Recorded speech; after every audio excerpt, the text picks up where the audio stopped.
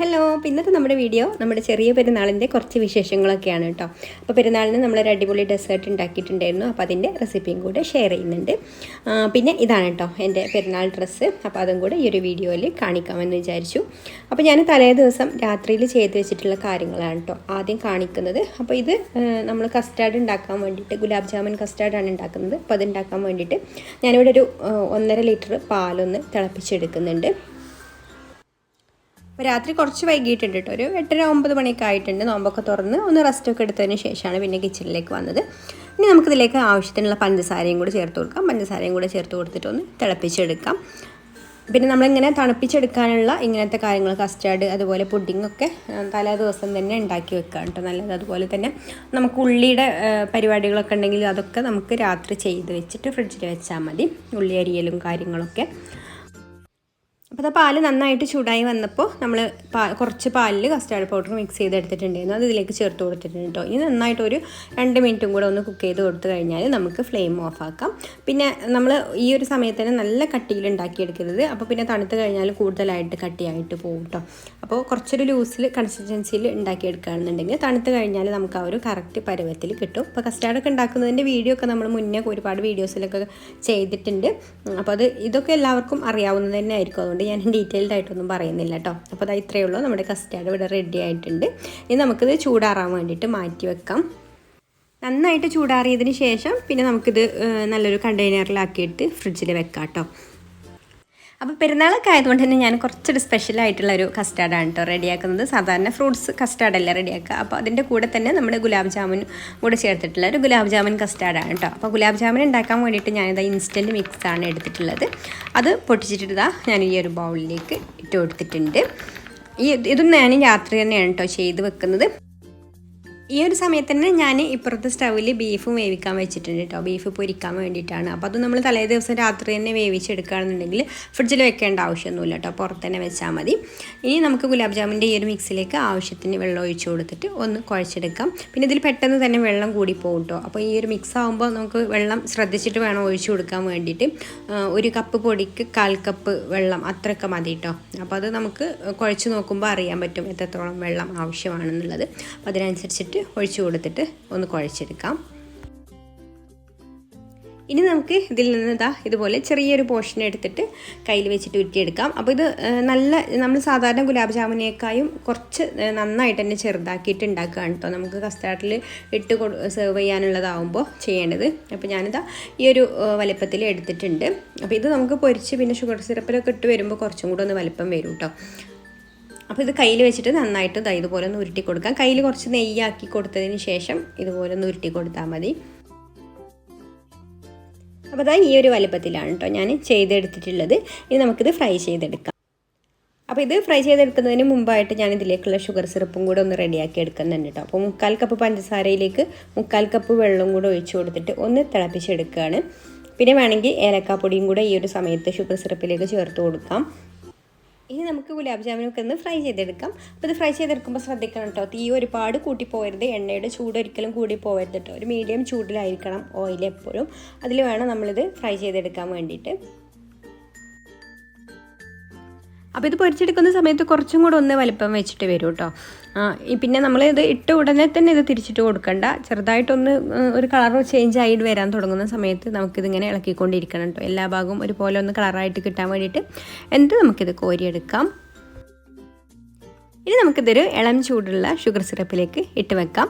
അപ്പോൾ നമ്മളിങ്ങനെ ഇട്ട് വെക്കുകയാണെന്നുണ്ടെങ്കിൽ പെട്ടെന്ന് തന്നെ ഈ ഒരു ഷുഗർ സിറപ്പൊക്കെ വലിച്ചെടുക്കും കേട്ടോ. അപ്പോൾ നമുക്ക് രാവിലെ ആകുമ്പോൾ തന്നെ ഇതൊക്കെ എന്തായാലും നന്നായിട്ട് തന്നെ സെറ്റായിട്ട് കിട്ടും. അതുകൊണ്ടാണ് ഞാനിത് രാത്രി തന്നെ ചെയ്ത് വെക്കുന്നത്. അപ്പോൾ ആദ്യത്തെ ബാച്ച് ഫ്രൈ ചെയ്ത് കൊടുത്തിട്ട് ഇതിലേക്ക് ഇട്ട് കൊടുത്തിട്ടുണ്ട്. ഇനി അടുത്ത ബാച്ചും കൂടി ഇതിലേക്ക് ഇട്ട് കൊടുത്തിട്ട് നമുക്ക് അടച്ച് വെക്കാം കേട്ടോ. പിന്നെ ഞാൻ പിറ്റേ ദിവസം രാവിലത്തെ, അതായത് പെരുന്നാളിൻ്റെ അന്ന് രാവിലെ 4 മണിക്ക് എണീറ്റിട്ടുണ്ട് കേട്ടോ. 4 മണിക്ക് എണീറ്റിട്ട് ആദ്യം തന്നെ ചെയ്യുന്ന പരിപാടി ഇതാണ്, പായസം ഉണ്ടാക്കി വെക്കുക. അപ്പോൾ അടപ്പായസം ആകുമ്പോൾ കുറച്ച് കൂടുതൽ സമയം നമുക്കിങ്ങനെ ഇളക്കിക്കൊണ്ടിരിക്കണമല്ലോ. അപ്പോൾ ഇതുപോലെ നന്നായിട്ട് കുറുക്കിയെടുക്കണം കേട്ടോ പായസം. അപ്പോൾ അതിവിടെ റെഡിയായി. അപ്പോഴേക്കും 6:30 ആയിട്ടുണ്ട് കേട്ടോ. വെളിച്ചമൊക്കെ വെച്ച് തുടങ്ങിയിട്ടുണ്ട് പുറത്തൊക്കെ. ഇതിൻ്റെ ഇടയിൽ നമ്മൾ രാവിലേക്കുള്ള ബ്രേക്ക്ഫാസ്റ്റൊക്കെ റെഡിയാക്കി എടുക്കുന്നുണ്ട് കേട്ടോ. അപ്പോൾ പുട്ടും ചിക്കൻ കറി ആയിരുന്നു. അപ്പോൾ ചിക്കൻ കറി ഞാൻ തലേ ദിവസം നോമ്പ് തുറക്കാൻ ഉണ്ടാക്കിയപ്പോൾ തന്നെ കുറച്ച് കൂടുതലായിട്ട് ഉണ്ടാക്കി വെച്ചു, രാവിലത്തേക്കും കൂടെ ആയിട്ട്.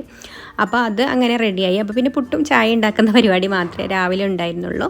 പിന്നെ അടുത്തത് നമ്മൾ ബട്ടർ ചിക്കൻ ഉണ്ടാക്കാൻ വേണ്ടിയിട്ട് ഉള്ള ഉള്ളി റെഡിയാക്കി എടുക്കുകയാണ്. അപ്പോൾ ഉള്ളി ഞാൻ തലേ ദിവസം റെഡിയാക്കി വെക്കണം എന്ന് വിചാരിച്ചതായിരുന്നു.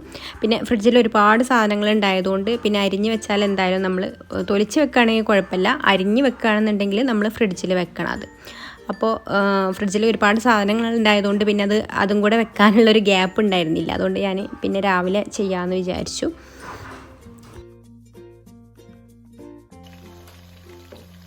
പിന്നെ ബട്ടർ ചിക്കനിലേക്ക് വേണ്ടിയിട്ടുള്ള ചിക്കൻ പൊരിക്കാൻ വേണ്ടി ഇവിടെ വെച്ച് കൊടുത്തിട്ടുണ്ട് കേട്ടോ.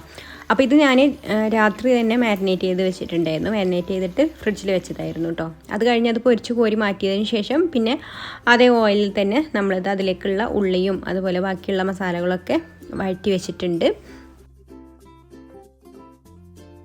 ഇനി കസ്റ്റാർഡിലേക്ക് വേണ്ടിയിട്ടുള്ള എല്ലാ ഫ്രൂട്ട്സുകളും ചെറുതായിട്ട് കട്ട് ചെയ്ത് വെച്ചിട്ടുണ്ട്. ഇനി ഇതുപോലൊരു ഡിഷ് എടുത്തിട്ടുണ്ട്, ഗ്ലാസിൻ്റെ, നമ്മുടെ പുഡിംഗ് ഡിഷാണ്. അതിൻ്റെ അടിയിലായിട്ട് നമ്മൾ ഫ്രൂട്ട്സൊക്കെ ഇട്ട് കൊടുക്കുകയാണ് കേട്ടോ.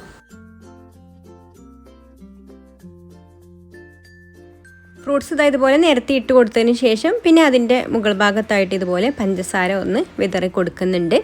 ഇനി ഇതിൻ്റെ മുകളിലായിട്ട് നന്നായിട്ട് തണുപ്പിച്ചെടുത്തിട്ടുള്ള കസ്റ്റാർഡ് ഒഴിച്ചു കൊടുക്കാം. നമ്മൾ ഫ്രിഡ്ജിലൊക്കെ വെച്ചതുകൊണ്ട് തന്നെ, തലേ ദിവസം ഉണ്ടാക്കി വെച്ചതുകൊണ്ട് തന്നെ കസ്റ്റാർഡൊക്കെ നന്നായിട്ട് തണുത്ത് വന്നിട്ടുണ്ട് കേട്ടോ. തണുത്ത് വന്നിട്ടുണ്ട്, അതുപോലെ ഒരു കറക്റ്റ് കൺസിസ്റ്റൻസിയിലുമാണ് കേട്ടോ. ഒരുപാട് തിക്കും അല്ല, എന്നാൽ ഒരുപാട് ലൂസും അല്ല, നല്ല കറക്റ്റ് പരുവത്തിലാണ്.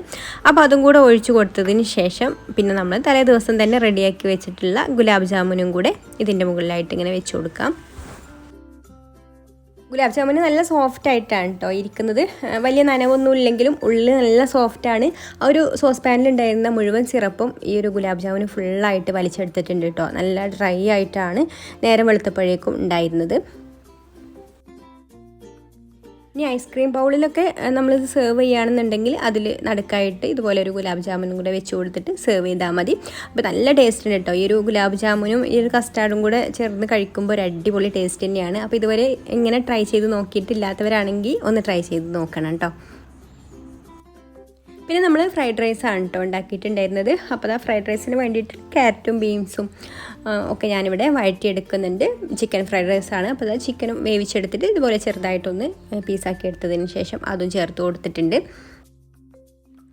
അതിൻ്റെ ഇടയിൽ ബട്ടർ ചിക്കനൊക്കെ ഇവിടെ റെഡിയാക്കി എടുത്തിട്ടുണ്ട് കേട്ടോ. അപ്പോൾ അതൊന്നും ഞാൻ ഫുള്ളായിട്ട് വീഡിയോ എടുത്തിട്ടില്ല. പിന്നെ എല്ലാം കൂടെ വീഡിയോ എടുക്കാൻ നിൽക്കുമ്പോഴേക്കും ഒരുപാട് ടൈമാവും.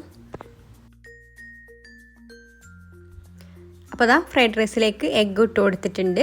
പിന്നെ നമ്മളിത് ക്യാപ്സിക്കം അരിഞ്ഞതും കൂടി ഇട്ട് കൊടുത്തിട്ട് ചൂടാക്കി എടുക്കുന്നുണ്ട്. എന്നിട്ട് നമ്മൾ വേവിച്ചെടുത്തിട്ടുള്ള റൈസ് ഇതിലേക്ക് ഇട്ട് കൊടുത്തിട്ട് മിക്സ് ചെയ്ത് കൊടുക്കാം. ഇനി ഇതിലേക്ക് പെപ്പർ പൗഡറും അതുപോലെ തന്നെ സോയാ സോസും കൂടെ ഒഴിച്ച് കൊടുത്തിട്ട് മിക്സ് ചെയ്ത് കൊടുക്കുന്നുണ്ട് കേട്ടോ. പിന്നെ ഈ ഒരു സമയത്ത് തന്നെ ഞാൻ ബീഫും കൂടെ ഫ്രൈ ചെയ്തെടുത്തിട്ടുണ്ട് കേട്ടോ. നമ്മൾ തലേ ദിവസം രാത്രി വേവിച്ചെടുത്തിട്ടുള്ള ബീഫ് ഡ്രൈ ആക്കിയിട്ട് ഫ്രൈ ചെയ്തെടുത്തിട്ടുണ്ട്. അപ്പോൾ ഇത്രയൊക്കെയാണ് നമ്മുടെ പെരുന്നാളിൻ്റെ വിശേഷങ്ങളും പെരുന്നാളിൻ്റെ ഫുഡും ഒക്കെ. പിന്നെ ഇതാണ് എൻ്റെ പെരുന്നാൾ ഡ്രസ്സ്. അപ്പോൾ എല്ലാവർക്കും ഇഷ്ടമായിട്ടുണ്ടാവുമെന്ന് വിചാരിക്കുന്നു. അപ്പോൾ മറ്റൊരു നല്ല വീഡിയോ ആയിട്ട് വീണ്ടും കാണാം. താങ്ക്